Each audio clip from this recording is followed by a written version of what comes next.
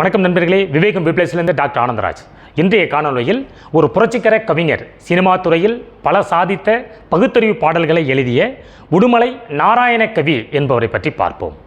இவர் 25 செப்டம்பர் 1889ஆம் ஆண்டு திருப்பூர் மாவட்டம் உடுமலைப்பட்டி அருகில் உள்ள பூளைவாடி என்ற கிராமத்தில் பிறந்தவர். இவர் 1933ஆம் ஆண்டு முதல் சினிமாவுக்கு பாடல்களை நாராயண கவி என்ற பெயரில் எழுதத் தொடங்கினார். பின்பு மகாகவி பாரதியார் அவர்களின் நட்பு கிடைத்த பின்பு சுதந்திர வேட்கை கொண்டு சுதந்திர வேட்கைக்கான பாடல்களை, புரட்சிகர பாடல்களை எழுதினார்.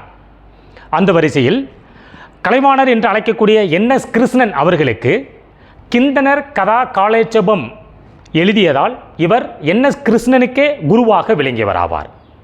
சினிமா துறையில் இவர் எழுதிய புரட்சிகர பாடல்களாவன 1967ஆம் ஆண்டு விவசாயி என்ற திரைப்படத்தில் வெளிவந்த நல்ல நல்ல நிலம் பார்த்து நாமும் விதை விதைக்கணும் என்ற ஒரு சிறந்த பாடலும், 1954ஆம் ஆண்டு வெளிவந்த இரத்த கண்ணீர் என்ற திரைப்படத்தில் குற்றம் புரிந்தவன் நிம்மதி கொள்வதென்பதேது என்ற ஒரு சிறந்த பாடலும், 1954ஆம் ஆண்டிலேயே பராசக்தி என்ற திரைப்படத்தில் வெளிவந்த கா கா கா என்று காக்காவுக்கு அறிவுரை கூறும் மிகச்சிறந்த பகுத்தறிவு பாடல்களை எழுதியதால் இவர் பகுத்தறிவு கவிராயர் என்றும் அழைக்கப்படுகிறார்.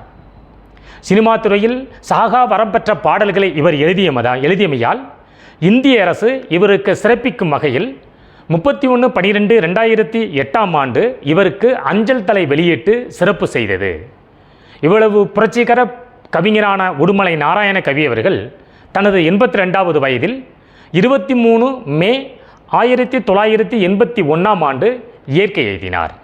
நன்றி நண்பர்களே.